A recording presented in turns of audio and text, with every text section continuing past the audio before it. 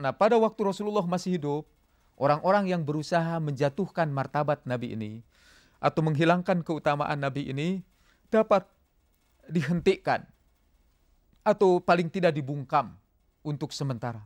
Karena mereka takut dengan hukuman yang berat terhadap orang-orang yang menghina Rasulullah Shallallahu Alaihi Wasallam.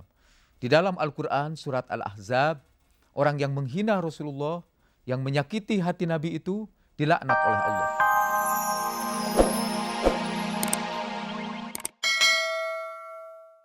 Karena Ali adalah sahabat Nabi yang paling dekat, yang sejak kecil diasuh oleh Rasulullah Shallallahu Alaihi Wasallam, tumbuh besar beserta wahyu. Dialah yang sering didekap oleh Nabi pada masa kecilnya. Sehingga Ali bin Abi Thalib pernah berkata, setelah Rasulullah meninggal dunia, aku masih bisa mencium hangatnya dan harumnya tubuh Rasulullah Shallallahu Alaihi Wasallam sampai sekarang. Kepada Ali orang itu bertanya, meminta dijelaskan tentang akhlak Nabi. Lalu kata Ali, coba sebelum aku jelaskan akhlak Nabi, jelaskanlah lebih dahulu oleh kamu alam semesta ini. Dunia ini dengan segala hiasannya, jelaskan oleh kamu keindahannya kepadaku.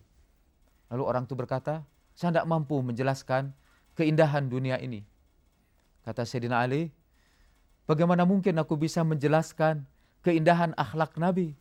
Padahal keindahan dunia ini menurut Al-Quran, kul mata'ud dunya qalil. Keindahan dunia ini kecil saja. Dan yang kecil ini tidak sanggup engkau lukiskan. Lalu apa kata Allah tentang akhlak Nabi?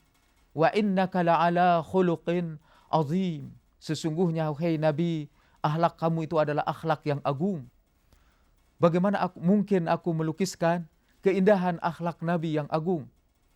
Kata Sayyidina Ali, walaupun begitu kita memperoleh banyak riwayat dari Sayyidina Ali tentang kelebihan dan keutamaan akhlak Nabi, yang setiap kali kita membacanya kita selalu tersentuh karena indahnya, karena keutamaannya.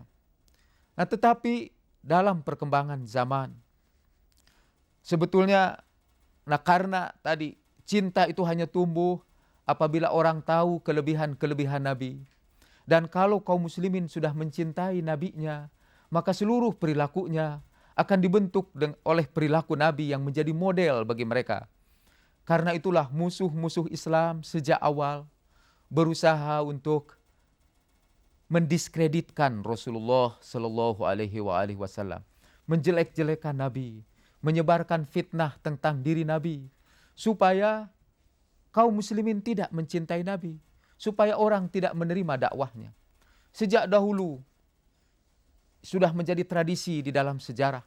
Kalau kita ingin menghancurkan satu gerakan, maka yang harus kita lakukan ialah memfitnah pemimpin gerakan itu, menjelek-jelekannya, mendiskreditkannya, supaya orang tidak mau mengikuti gerakan itu. Itu jugalah yang dilakukan oleh musuh-musuh Islam sejak Rasulullah Shallallahu Alaihi Wasallam masih hidup. Waktu itu ada beberapa penyair yang kerjanya membuat syair-syair yang menjelek-jelekan Nabi Shallallahu Alaihi Wasallam. Ada salah seorang pendeta Yahudi yang menyewa tukang-tukang syair menjelek-jelekan Nabi. Pada suatu hari Nabi berkata menjelang salat subuh, kata Nabi, siapa yang mau mengurus orang Yahudi itu? Seseorang berdiri, ya Rasulullah, serahkan kepada saya orang itu.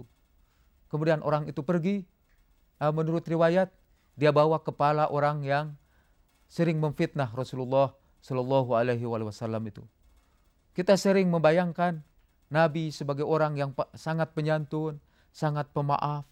Tapi kita tidak pernah mendengar bahwa Nabi kadang-kadang bertindak tegas, terutama terhadap orang-orang yang mendiskreditkan dirinya. Itu bukan karena Nabi ingin dipuji, tapi karena Rasulullah tahu bahwa tonggak agama itu ditegakkan di atas kecintaan kepada pribadi Nabi. Dan karena Nabi adalah contoh uswatun hasanah, maka Nabi tidak akan bisa menjadi contoh kalau orang membenci beliau, kalau orang membenci Rasulullah Shallallahu Alaihi Wasallam. Nah, karena ketika Nabi menaklukkan Mekah misalnya, memang ada banyak orang yang dimaafkan oleh Rasulullah Shallallahu Alaihi Wasallam. Ketika orang-orang kafir berkumpul di situ, Nabi berkata, idhabu wa antum tulaqa. Berangkatlah kamu semua. Aku berikan amnesti massal bagi kalian semua. Aku ampuni kamu semua. Tapi ada beberapa orang yang oleh Nabi tidak diampuni. Ada orang-orang yang didaftar oleh Nabi, yang kalau diketemukan oleh sahabatnya, Nabi menyuruh para sahabatnya membunuh orang-orang itu. Dan orang-orang itu adalah orang yang kerjanya atau pekerjaannya sehari-hari mendiskreditkan Rasulullah SAW, memfitnah beliau, menjatuhkan harga dirinya, mencemari reputasi dan kemuliaannya. Itu begitu pada waktu Rasulullah masih hidup, orang-orang yang berusaha menjatuhkan martabat Nabi ini atau menghilangkan keutamaan Nabi ini dapat dihentikan atau paling tidak dibungkam untuk sementara. Karena mereka takut dengan hukuman yang berat terhadap orang-orang yang menghina Rasulullah SAW. Di dalam Al-Quran surat Al-Ahzab, orang yang menghina Rasulullah, yang menyakiti hati Nabi itu dilaknat oleh Allah. Alladzina yu'dhuna Allah wa rasulah ulaika alladzina la'anahumullah. Orang-orang yang menyakiti Allah dan Rasulnya itu dilaknat oleh Allah Subhanahu wa ta'ala. Nah, karena itu pada awal sejarah Islam, orang-orang yang menghina dan menjatuhkan martabat Rasulullah Shallallahu Alaihi Wasallam itu, alhamdulillah dapat ditutup untuk sementara. Tetapi kemudian sepeninggal Nabi, musuh-musuh Islam yang kadang-kadang mengaku diri sebagai Muslim hidup di tengah-tengah kaum muslimin. Seperti kita ketahui di zaman Nabi hidup orang-orang munafik, yaitu orang-orang yang menyatakan diri secara lahir Islam, tapi di dalam hati memusuhi Islam. Oleh Nabi orang-orang munafik itu tidak dihukum mati, kecuali kalau orang munafik itu terbukti misalnya menghina Rasulullah Shallallahu Alaihi Wasallam. Sepeninggal Nabi, orang-orang munafik itu tetap hidup dan sekarang mereka mempunyai kesempatan untuk menjatuhkan martabat Rasulullah. Mereka ini sepeninggal Nabi adalah sumber-sumber informasi berkenaan dengan Nabi. Jadi kalau orang-orang bertanya kepada Nabi tentang Rasulullah, merekalah yang kasih penjelasan. Oh ya, saya melihat Rasulullah begini-begini. Bagaimana wudhu Rasulullah? Mereka kasih penjelasan, beginilah wudhu Rasulullah. Mereka jadi sumber-sumber informasi karena mereka hidup sezaman dengan Nabi. Pernah hidup beserta Nabi. Nah kemudian pada waktu itu mulailah mereka memasukkan riwayat-riwayat tentang Nabi yang menjatuhkan martabat Rasulullah Shallallahu Alaihi Wasallam. Nabi yang sangat mulia sekarang mereka gambarkan menjadi manusia biasa saja, yang seringkali malah berbuat sesuatu yang sangat aneh, bahkan tidak layak untuk orang yang mulia seperti dia. Misalnya mereka meriwayatkan bahwa Nabi pernah kena sihir, sehingga Nabi tidak sadar apa yang dilakukannya. Beliau misalnya merasa sudah bergaul dengan istrinya, katanya padahal belum bergaul dengan istrinya. Digambarkanlah perilaku Nabi seperti itu. Nabi dijatuhkan dari seorang Sayyidul Anam, seorang pemimpin makhluk ini yang tanpa dia tidak diciptakan seluruh alam semesta ini, sekarang digambarkan sebagai orang yang dengan mudah kena sihir.